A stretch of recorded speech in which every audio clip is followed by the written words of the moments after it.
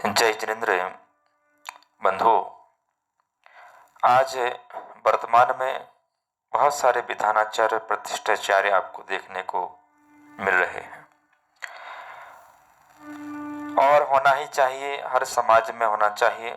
बड़ी खुशी की बात है, आज लोग जैनागम का अध्ययन कर रहे हैं और विद्वान तैयार हो रहे हैं।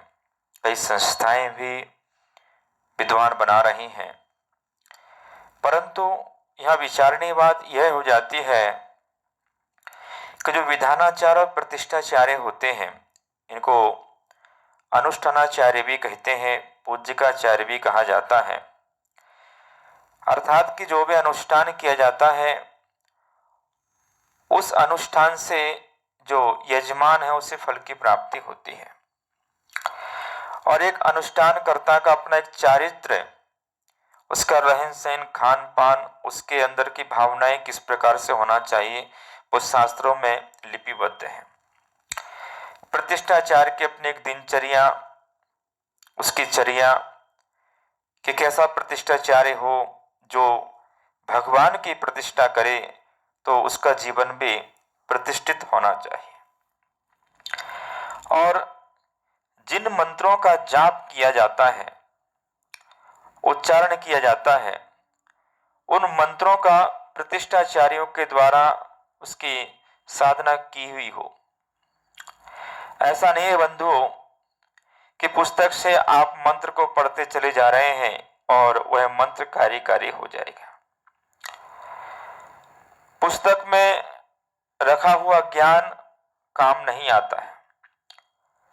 वो जो ज्ञान हमारे आचरण में आ जाता है, वो मंत्र जब हम सिद्ध कर लेते हैं, तब वो मंत्र काम करते हैं। एक प्रतिष्ठाचार्य के लिए जिन मंत्रों का आप उच्चारण कर रहे हैं, आप जगत की शांति के लिए शांति धारा पढ़ रहे हैं, क्या आपने शांति धारा में उच्चारण किए गए मंत्रों को आपने सिद्ध किया है? नहीं तो कार्यकारी नहीं होंगे। रक्षा मंत्र है, शांति मंत्र है, जागरण मंत्र है, और प्रतिष्ठा में जो काम आने वाले जितने भी मंत्र होते हैं, उन मंत्रों का कम से कम प्रतिष्ठाचार्य विधानाचार्य के लिए 1.25 लाख विधि विधान पूर्वक उसके जाप करना चाहिए। हम लोगों ने जब इन क्रियाओं को प्रारंभ किया, तब गुरु निर्देशन में लाखों बार सभी मंत्रों के जाप, अनुष्ठान, हवन और आहुतियां की। अब आप जल शुद्धि मंत्र को पढ़ते हैं तो क्या उससे जल की शुद्धि हो जाती है? जब आप मंत्र स्नान मंत्र कि आओ मैं मंत्र के द्वारा आपका स्नान करा देता हूं, तो क्या जो निगेटिविटी, अशुद्धि उसके अंदर आई है, आपने उस मंत्र को इस तरीके से सिद्ध कर रखा है कि उसकी निगेटिविटी, जो ओरा है, नेगेटिव ओरा है, वो दूर हो जाए और वह पॉजिटिव हो जाए। और अगर आपने उस अमृत स्नान नामक मंत्रों को आपने सिद्ध नहीं किया है, तो भी जो आप यजमान के मस्तिष्क पर जो जल के छींटे मारेंगे, उससे उसका नेगेटिव ओरा दूर नहीं होगा, क्योंकि आपने उसे सिद्ध किया ही नहीं। जिन रक्षा मंत्रों के माध्यम से, दिग् मंत्रों के माध्यम से दिशाओं का बंधन करते हैं पीले चावल लेकर के, अगर आपने उसे सिद्ध नहीं किया है तो दिशाओं से आने वाले जो विघ्न बाधाएं हैं वो दूर नहीं होंगी। आपका अनुष्ठान हो गया, विघ्न बाधाएं नहीं आई, तो अब ये मत मान लेना कि आपके मंत्र में ताकत है, आप में ताकत है, वो नहीं आई पुण्य को देश से, ऐसा माहौल नहीं बना।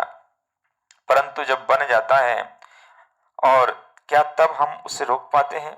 कि एक्सीडेंट होते हैं, आगजन्य जैसी स्थितियां बन जाती हैं, मृत्यु हो जाती है, तो उसका जिम्मेदार कौन?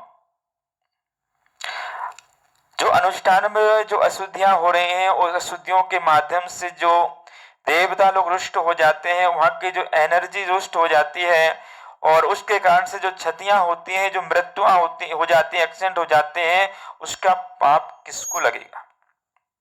कहीं आप हत्यारे तो नहीं है? विचारणीय बात हो जाती। इसलिए जिन संस्थाओं में विद्वानों को बनाया जा रहा, अच्छी बात है, उन्हें विधानाचार्य बना करके विधान करने के लिए भेजा जा रहा है, तो उनको वहां पर यह शिक्षा भी होना चाहिए कि इन मंत्रों की साधना कैसे की जाती है।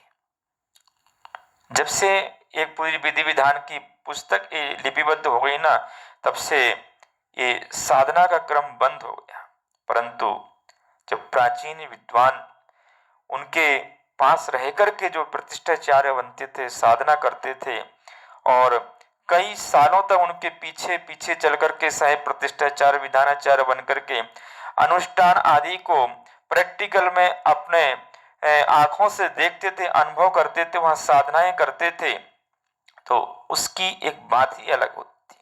परंतु आज आपको स्कूल में, कॉलेज में संस्कृत पढ़ना आ गई, श्लोक पढ़ना आपको आ गए, और विधि विधान आपने बस एक क्रम सीख लिया कि इस क्रम से चलना है, कोई एक आधा आपने प्रैक्टिकल से देख लिया, बस हम बन गए प्रतिष्ठाचार्य, बन गए हम विधानाचार्य, बन गए हम अनुष्ठानाचार्य, और उससे के माध्यम से जो समाज में जो प्रतिष्ठाएं हो रही हैं, जो अनुष्ठान हो रहे हैं, उन अनुष्ठानों का दुष्प्रभाव नहीं तो कोई विशेष प्रभाव भी नहीं पड़ता है।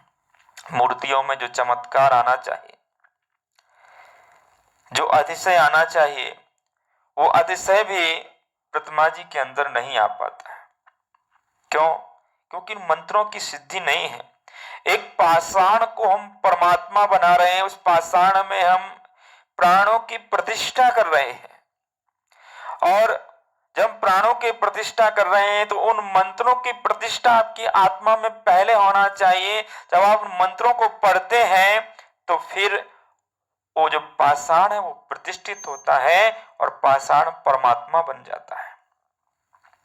अनुष्ठानों में सिद्धि की वो मंत्रों का जब उच्चारण होता है तो अनुष्ठान वो मंत्रों के माध्यम से कार्यकारी सफलभूत होता है। बहुत अच्छा गा लेते हैं, बहुत अच्छी कविताएं सुना लेते हैं, अच्छा बोल लेते हैं, बस ये दो चार बातें आज समाज के लोग देखते हैं और यह नहीं देखते कि सामने वाले की कितने वर्षों की साधना है, इनके गुरु कौन रहे, इनका जीवन क्या है, आचरण क्या है, खान पान क्या है, रहन सहन क्या है। जमी कंदों का त्याग नहीं, रात्रि भोजन का त्याग नहीं, अनछने पानी का त्याग नहीं, और विधानाचार्य बन जाए, प्रतिष्ठाचार्य बन जाए, अनुष्ठानाचार्य बन जाए, पूजिकाचार्य बन जाए, तो कहां से उस अनुष्ठान में अतिशय आएगा।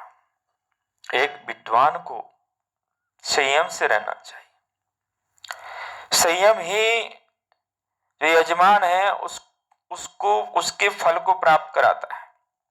आपके पास एक साधु को हम नमस्कार क्यों करते हैं, क्यों उनके चरणों को हम धुलाते हैं?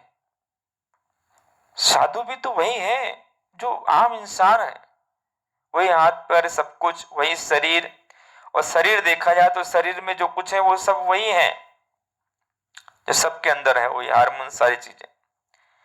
परंतु एक चीज नहीं है, साधना।